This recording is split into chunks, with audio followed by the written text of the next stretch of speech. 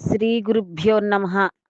మద్గురుదేవులు చిన్నరామచంద్రయార్లు వారి పాద పద్మములకు నమస్కరించుకుంటూ, శ్రీ సత్యానంద సత్యమయ్యార్లు వారికి నమస్కరించుకొని, శ్రీ భాగవత కృష్ణదేశికేంద్రులు వారు రచింపబడిన శక్తిద్వయ నిరాశకంబైన శుద్ధ నిర్గుణ తత్వ కందార్థ దరువుల నుండి 5వ అధ్యాయము ఏరుకోపత్తి లక్షణము 2వ కందార్థము క్రమ సంఖ్య 66.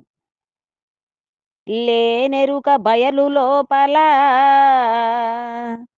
తానెట్లు జనించెననిన తగవిను వంద్యాసూనుని గతి వియదబ్జ విధానంబున యక్షరాజా దాని వేదమునన్ రజ్జువు సర్పమైన వేదమునన్ స్థాణు పురుషుని చందన మృగ జలశేష విషాణము స్వప్నానందముగరాజ దాని విధమునన్ రజ్జువు సర్పమైన విధమునన్. శ్రీ గురుభ్యో నమః. ఆత్మానాత్మరకితం అచల పూర్ణోపదేశికం శ్రీ నిశ్చలానంద నారాయణ గురోర్శిష్యం శ్రీశైల వంశాంబుధిరేవ జాతం శ్రీ పరమానంద శంకరేంద్రం గురుం భజామి. మద్గురుదేవులు శ్రీ శ్రీ పరమానంద శంకర నారాయణ స్వామి వారి పాదపద్మములకు నమస్కరించుకుంటూ, శ్రీమద్ భాగవత కృష్ణ దేశికేంద్ర ప్రభువులచే విరచితంబైన శక్తిద్వయ నిరాశకంబైన శుద్ధ నిర్గుణ తత్వ కందార్థ దరువులు 5వ అధ్యాయము ఎరుకోత్పత్తి లక్షణము నుండి ఈరోజు మనము 2వ కందార్థాన్ని విచారించుకుంటున్నాము. క్రిందటి కందార్థములో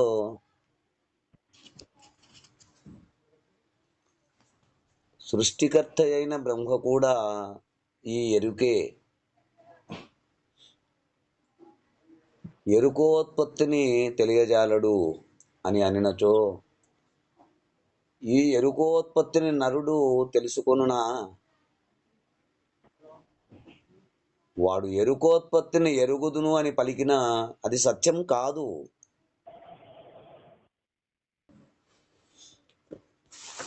ఈ గుర్తెరిగే శరీరమునకు మూలము ఉన్నదని, దానిని మేము గుర్తెరిగితిమి అని ఎవరైనా అనినచో అది వింతగాక మరేమిటి? కనుక తన స్వరూపమైన ఆత్మను ఎరిగి ఆత్మయున్న నరునకు జనన మరణములు తప్పవు.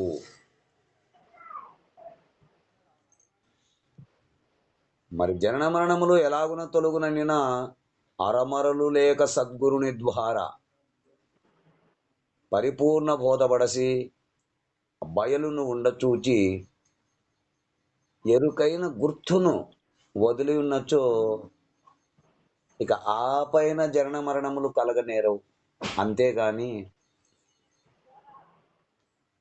అఖండ రూపమైన ఎరుకను ఎరిగిన జనన మరణములు తొలగవు.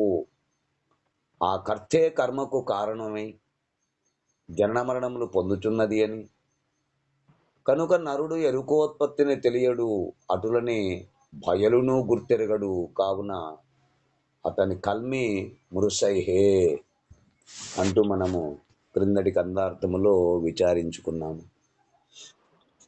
ఇక తదుపరి కందార్థము ఎరుకోత్పత్తి లక్షణములో 2వ కందార్థము క్రమ సంఖ్య 66 సృష్టి విధానము. లేనెరుక బయలు లోపల తానెట్లు జనించెననిన తగవిను వంధ్యాసూని గతి వియదబ్జ విధానంబున యక్షరాజదాని విధమునన్ రజ్జువు సర్పమైన విధమునన్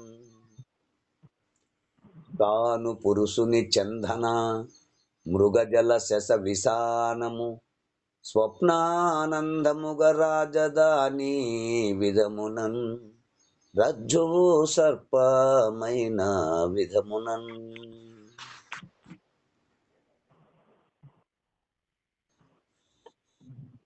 శిష్య, ఆయన గురుదేవ, లేనెరుక బయలు లోపల అంటే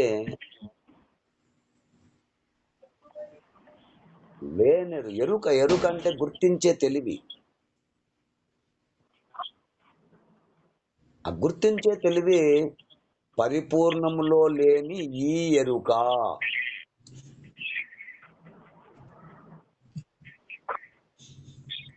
తానెట్లు జనించననినా తానుత్పత్తి పొందిన క్రమం పెట్టిదనినా అంటే ఎట్లు ఏర్పడినది అనగా వివరంగా తెలియజేయండి ఆయన. తగవిను తెలిపేద స్పష్టంగా గుర్తించుము. వంధ్యాసూనుని గతి అంటే గొడ్రాలు బిడ్డ వలె, గొడ్రాలు సంతానము వలె.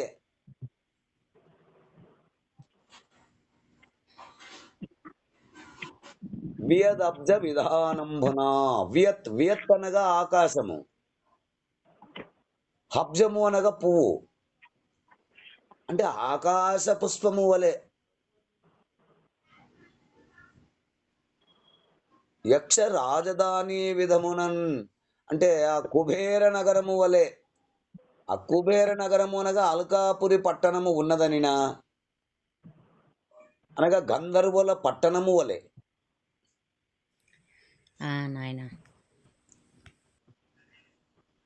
రజ్జు సర్పమైన విధమును అత్రాడు చీకట్లో అత్రాడు పాముగా తోచబడినట్లు తాను పురుషుని చందన అంటే మొద్దు దొంగవలే. ఆ మొద్దులు అంటే ఆ కర్ర మొద్దు దొంగవాని వలె కనిపించినట్లుగా, మృగజలము ఎండమావులలోని నీరు వలె,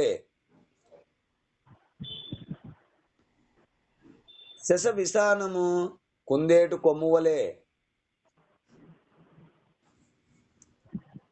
స్వప్నానందము కలలో తోచిన ఆనందము వలె. ఈ విధముగా లేనివి ఉన్నట్లుగా అనగా భ్రమరూపముగా లేకపోయినా ఉన్నట్లు తోస్తూ, మిథ్యారూపముగా లేకపోయినను ఉన్నట్లు తోచబడుచున్నదే నిజము కానిదే. కాని నిజమునకు పరిపూర్ణములో ఎరుక ఏ కాలమందున లేదు. ఎప్పుడు లేదు? ఎరుకను విచారించినచో లేనే లేదని తెలియబడును. అంటే ఆధ్యారోప అపవాదాభ్యాం నిష్ప్రపంచం ప్రపంచతే అన్నట్లుగా ఎరుక ఉన్నది అని తోచినట్లు.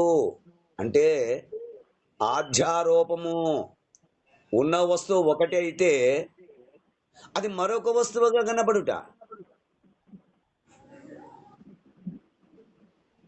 ఉదాహరణకు త్రాడు యందు పాము కనపడుట అపవాదము.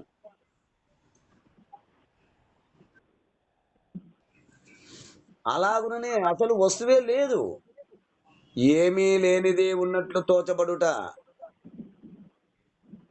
కుందేలు కొమ్ము, గొడ్రాలు బిడ్డో, మృగశలము ఇవన్నీ కూడా ఆ విధంగా ఎరుకను గురుముఖంగా ఆశాంతము విచారించినచో ఉన్నది ఒక పరిపూర్ణ పరబ్రహ్మమే. ఎరుక అసలు లేనే లేదు, ఆధ్యారోప అపవాద రూపముగా ఉన్నదని తెలియబడును అంటూ మనకు ఈ కందార్థము ద్వారా వివరణను తెలియజేస్తున్నారు. మీరు కూడా ఈ కందార్థ భావాన్ని అందుకుంటారని కోరుకుంటూ జై గురుదేవ. జై గురుదేవ. జై గురుదేవ. జై గురుదేవ. జై గురుదేవా.